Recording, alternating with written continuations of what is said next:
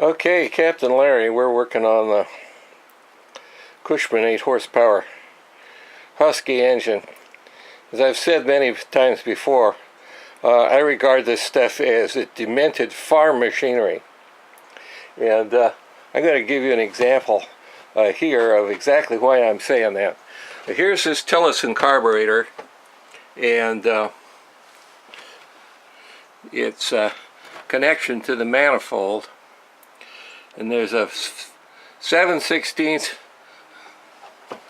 bolt here. We can do that.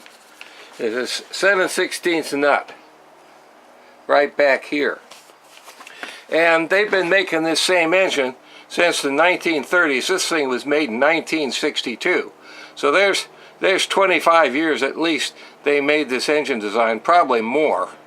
Probably made this from the mid-30s.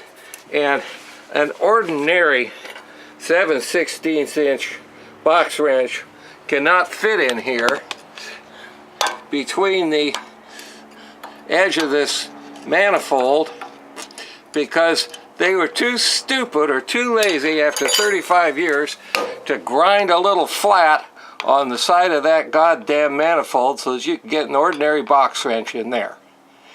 So you've got to use an open end wrench. The only way you can get in there, you can't get in there with a socket, not even a thin one. You can't do anything but use an open end wrench.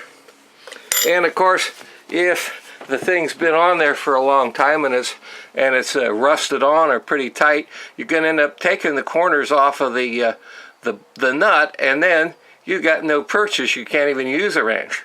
So then what the hell are you going to do? You probably want to stop before that really happens.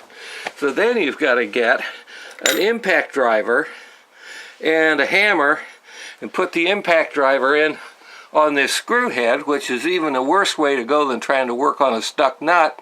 And of course, look, there's no clearance between where this little Welch plug is and this screw head. So you're going to end up chewing up something or everything trying to get this apart.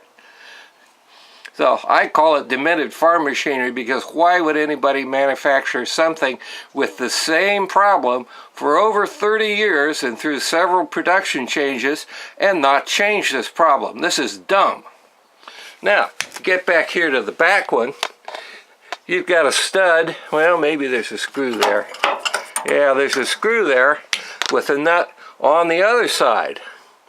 And you can't get in there with a box wrench, because of course the manifolds are in the way, and of course you want to take off both the intake and exhaust manifold just to work on your carburetor. No, you don't. Can't get in there with a box wrench. You can't get in there with an ordinary end wrench, because there's no clearance to swing the wrench in there. So you have to have another special wrench. You've got to have a right angle wrench. Okay, when these things were made in the 30s, you know, these things were sold to guys out in the Midwest.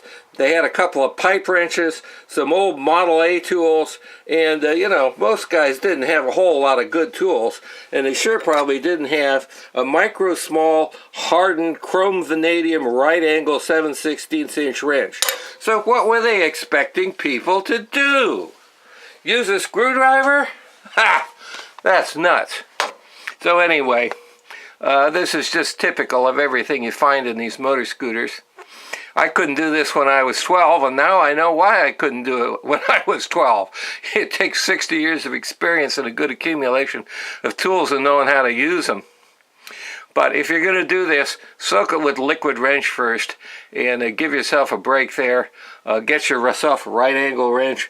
Get yourself an impact driver, and go at it right the first time. And when you put it back together, for the love of Mike, put some anti-seize compound on those threads so the thing will come apart easily. You don't have to torque this really highly anyway, and if the threads don't rust up, it should be able to come apart. All right, end of rant.